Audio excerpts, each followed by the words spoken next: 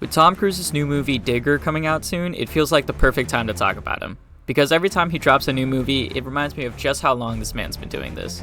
Most of us know Tom Cruise as the guy who hangs off planes, jumps off cliffs, and refuses to use a stunt double in Mission Impossible.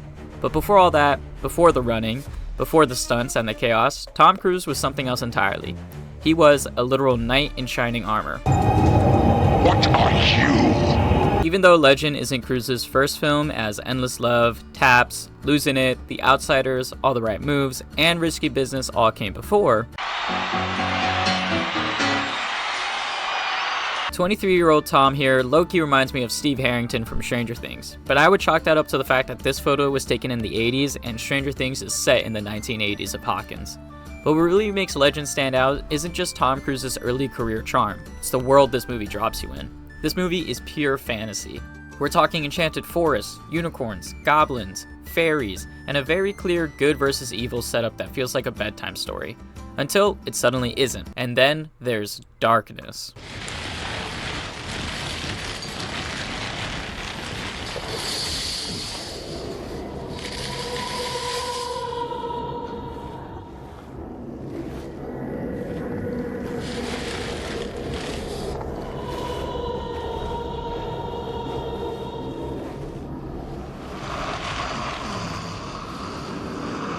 Tim Curry's performance as Darkness is one of those roles where you almost forget what movie you're watching, because every time he's on screen, he completely hijacks it. The makeup alone is insane. The towering horns, the red skin, the glowing eyes, but his voice and movement really sells it. This man isn't just playing a villain, he's performing theater in the middle of a fairy tale. Every line he delivers feels intentional, dramatic, and slightly unsettling. You can tell Tim Curry is having the time of his life, and honestly, good for that guy. This isn't a one-off thing either. Tim Curry's that guy when it comes to monsters and iconic villains. This is the same guy who played Pennywise in It, 1990, a performance that traumatized an entire generation without jump scares or CGI, just his voice, posture, and his pure menacing vibe. He's also Dr. Frankenfurter in The Rocky Horror Picture Show, which isn't a monster movie, but let's be real, that character is larger than life in the same way. Loud, theatrical, and unforgettable. Additional mentions are that he voices villains like Hexus in Fern Gully, where he somehow made environmental pollution sound seductive, and Nigel Thornberry. Not a monster technically, but tell me that voice doesn't live rent-free in your head. Dearest, but I'm afraid I've lost the sight in my eye. Move your hand, Nigel. What a woman.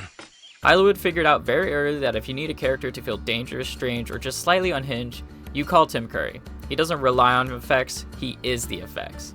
This feels like one of those movies you'd stumble across on cable TV at 1:30 in the morning and immediately get sucked into. Even if you have no idea what's happening, you're not watching it for the plot, you're watching it because it feels like something you just shouldn't turn off. By the time Legend came out in 1985, Scott had already proven himself with both Alien and Blade Runner, two movies that are still studied today for their visuals, world building, and atmosphere. So when he took on Legend, that wasn't just, let's make a fantasy movie, that was Ridley Scott trying to build an entire mythological world from scratch. Almost everything you see in the movie is practical. Massive sets, real forests, handcrafted creatures, full-on prosthetics. The goal was immersion. Scott wanted the world to feel lived in, even if it was magical. That's why everything looks so damp, dirty, and textured instead of clean and polished. It is fantasy, but still grounded. The process wasn't exactly smooth. The original cut of Legends tested poorly, especially in the US, which led to studio interference. Scenes were trimmed, the tone was adjusted, and even the entire soundtrack was swapped depending on release.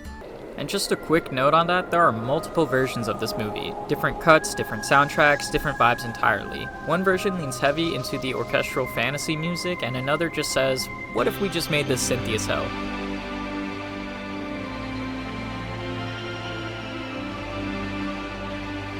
And both are honestly bold choices. Tom Cruise is good in this, but it's very much early Tom Cruise. Less running, less yelling, more wide-eyed forest boy energy. You can still see the star power forming, but he hasn't unlocked that full Tom Cruise we know today yet. The one that refuses to age and insists on hanging off of airplanes. Still, it's wild to look back and see where that career started.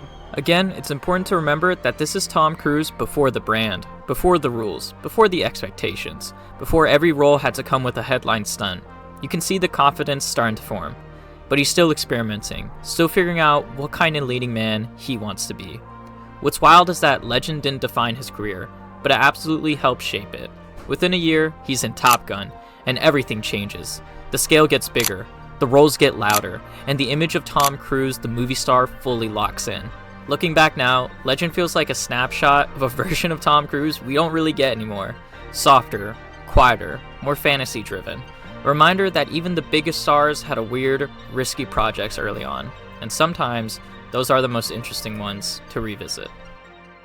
So if you're into fantasy movies that feel like a dream, a nightmare, and a stage play all rolled into one, Legend is definitely worth checking out. It's not perfect, and it's definitely weird, but it commits fully to its world, and I respect the hell out of that.